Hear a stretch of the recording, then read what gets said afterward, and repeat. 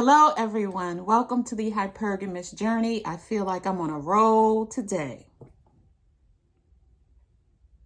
I've been thinking about this particular video topic for about a couple of weeks now, and it's called Triggers versus Boundary Violations and Knowing the Difference.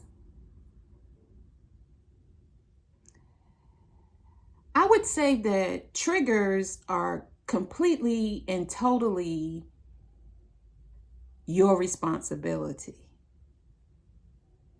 Triggers are completely and totally your responsibility. And then boundary violations, they're your responsibility and partly the other person's responsibility. It's your responsibility to make the person aware that they have committed a boundary violation. How you say it is completely unique to you, but it's sort of like, in my opinion, 50-50.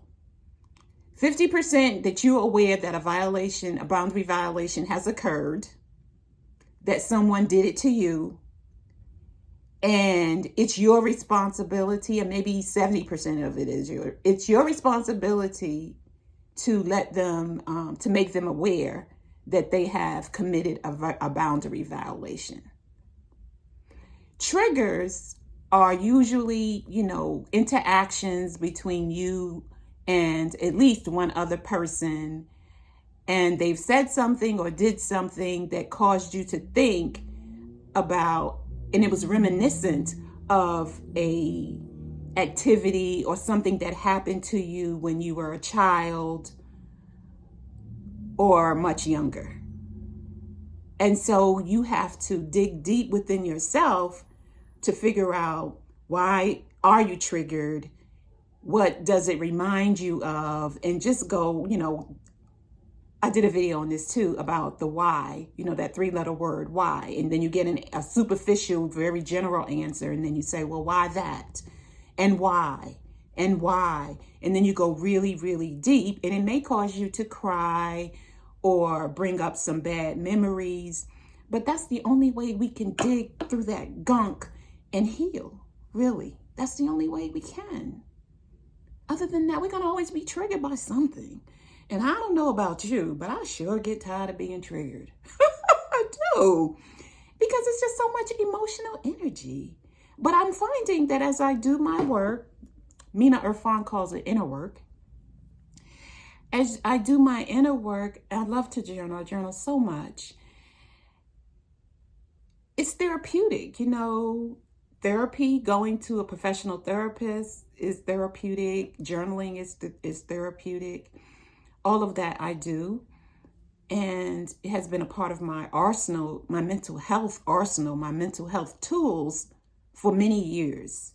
Many, many years. As soon as I started working full time, I had some health benefits. I started going to therapy. I need help. So I feel like for me at 61, it's just a never ending thing, because new stuff and old stuff is always coming up, and, thinking it through and managing it and all of that kind of stuff. So I feel like I'm pretty healthy and I'm pretty happy, and I get triggered. But you have to know the difference between triggers and boundary violations. It's a thin line, very thin line. It's a very thin line between triggers and boundary violations. And you have to be somewhat healthy and to know the difference. You have to be somewhat healthy to know the difference. Oh, that's a boundary violation and this is a trigger. So that's my opinion about boundary violations and triggers. Now, giving you an example or examples. Because it's such a thin line, I'm thinking, okay.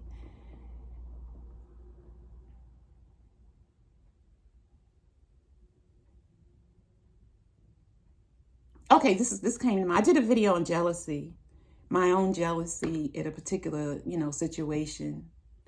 And that's my trigger. That's my trigger.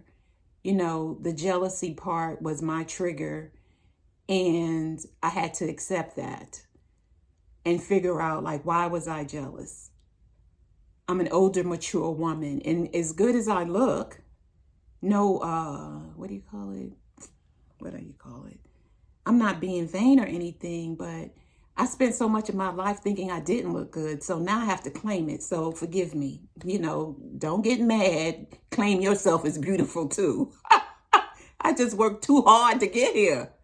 So, you know, looking good for my age, I still am my age, if you know what I'm saying. So I look good for my age.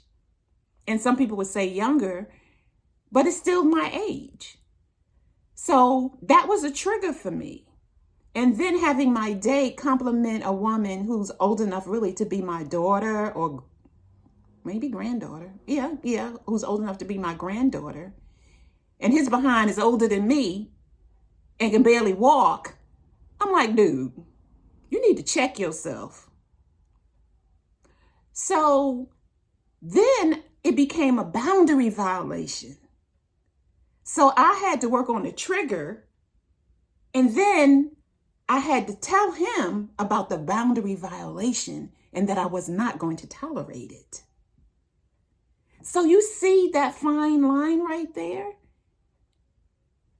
I had to work on the trigger and say the why am I triggered? Why do I feel this way?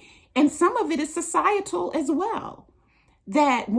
Society that wants to think mature women are, you know, like all you can do is be a grandma and forget trying to look sexy and beautiful at your age.